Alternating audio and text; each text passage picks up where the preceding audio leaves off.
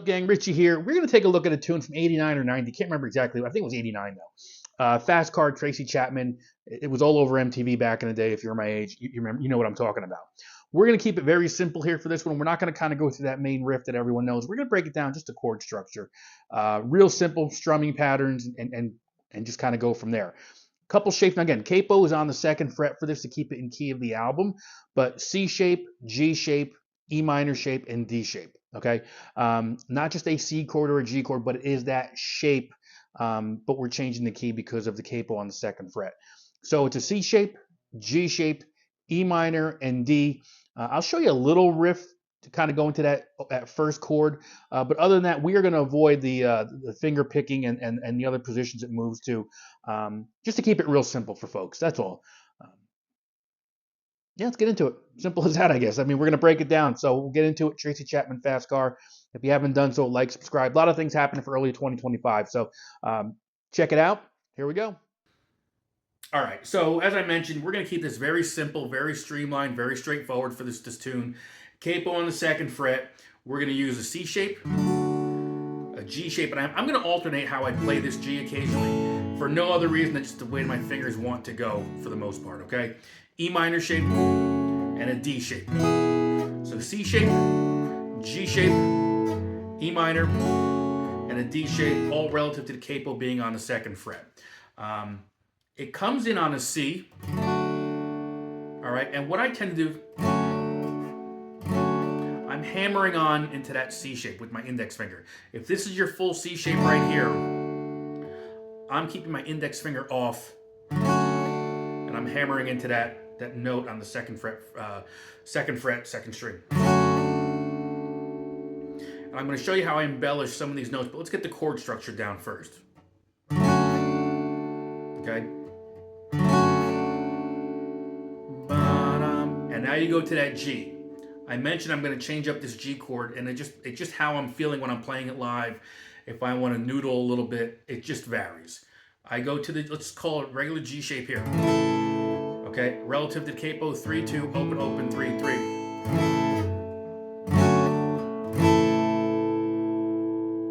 To the E minor,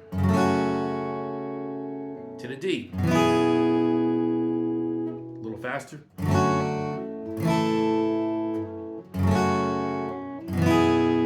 All right. Now I mentioned I start embellishing a little bit here.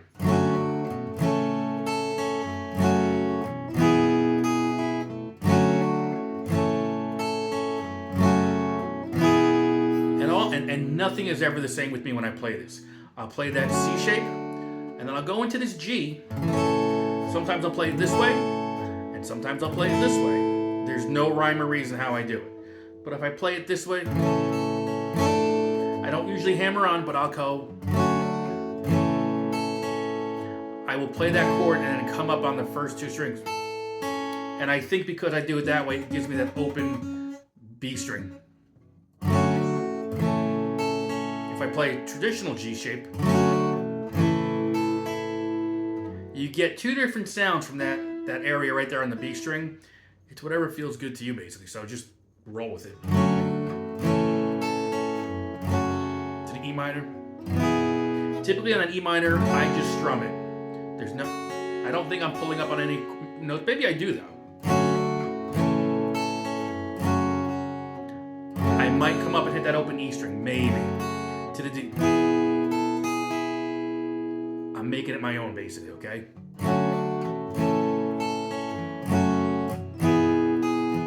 As we start putting it together,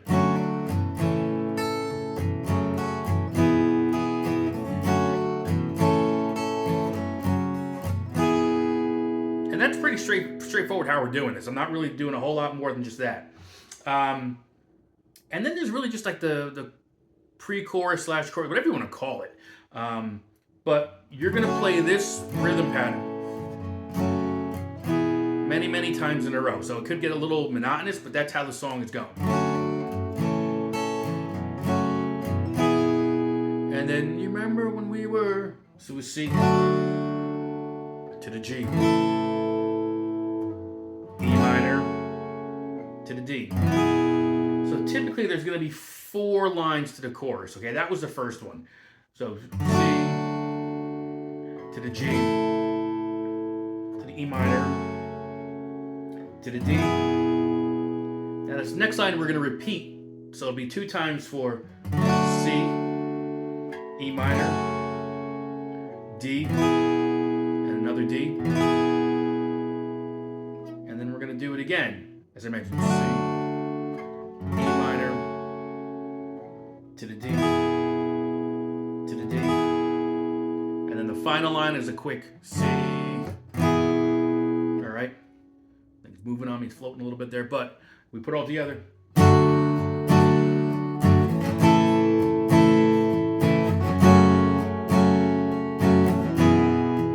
Line 2. Again.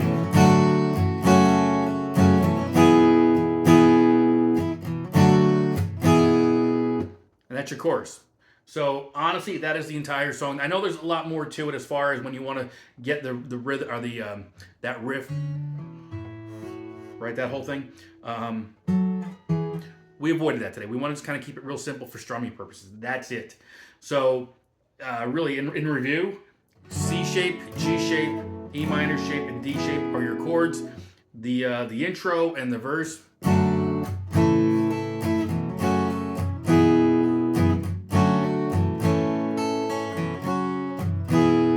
And then you've got your pre-chorus, whatever you want to call it, because it's all kind of jumbled in there together.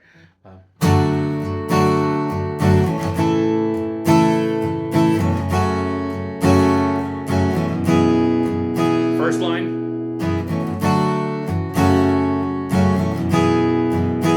Your second line.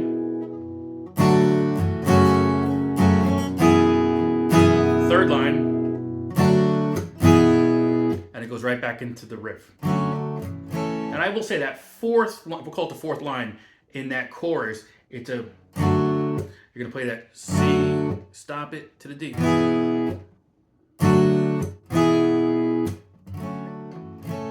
And watch your dynamics on this song because it does work well in your favor if you can watch your volume and then kind of get more into it for the chorus. Or even coming out of the chorus.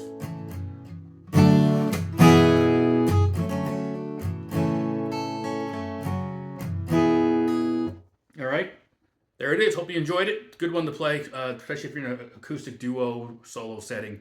It'll go over well. Everyone knows it. So enjoy it. See you on the next one.